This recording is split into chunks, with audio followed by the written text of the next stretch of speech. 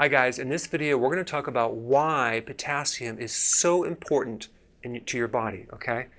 The more deficient you are in potassium, the more the pancreas has to pump out insulin. So it puts a lot more stress on the pancreas. And if you're a diabetic, this is not a good thing. So potassium is the nutrient that is needed the most in the body. You need close to 5,000 milligrams. Potassium is a mineral and you need large amounts of it. It's needed in almost every single cell for energy, because there's a pump in the cell that generates energy, and if you're deficient in potassium, you are going to be tired. Potassium is also needed to make muscle protein. It's needed to make other types of protein as well. It's also used to store glucose as glycogen, which basically is a string of glucose molecules in a chain, but each molecule of glucose needs potassium. And so all the cells have glycogen except the brain and the red blood cell, okay? And that's why your brain is dependent on how much sugar is in your blood, and if there's not enough sugar in your blood, it will create all sorts of symptoms like fatigue and moodiness and mainly kind of brain fog. Now, junk food depletes potassium, okay? It's very heavy on sodium, but very low on potassium. Adrenal stress, which means high cortisol, will also deplete potassium. The combination of both is not good. Insulin resistance, which is a pre-diabetes, and diabetes will block your ability to absorb potassium, because one of the functions of insulin is to help absorb potassium.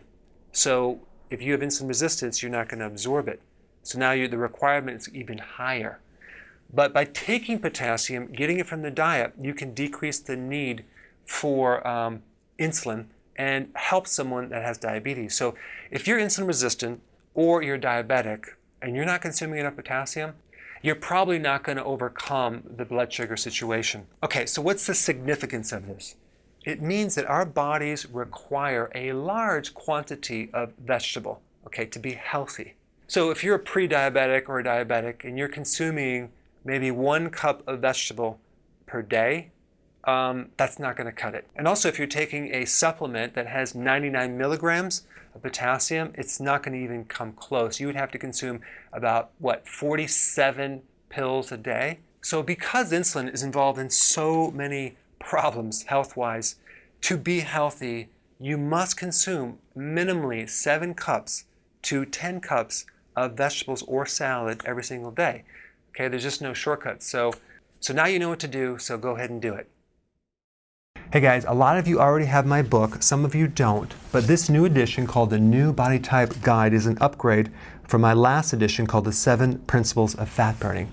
It has 156 images, 378 pages, full glossary. I talk about keto, intermittent fasting, the body types in detail. I have a new stress chapter. I'm going to show you exactly what to eat and a comprehensive FAQ. I put a link down below, check it out.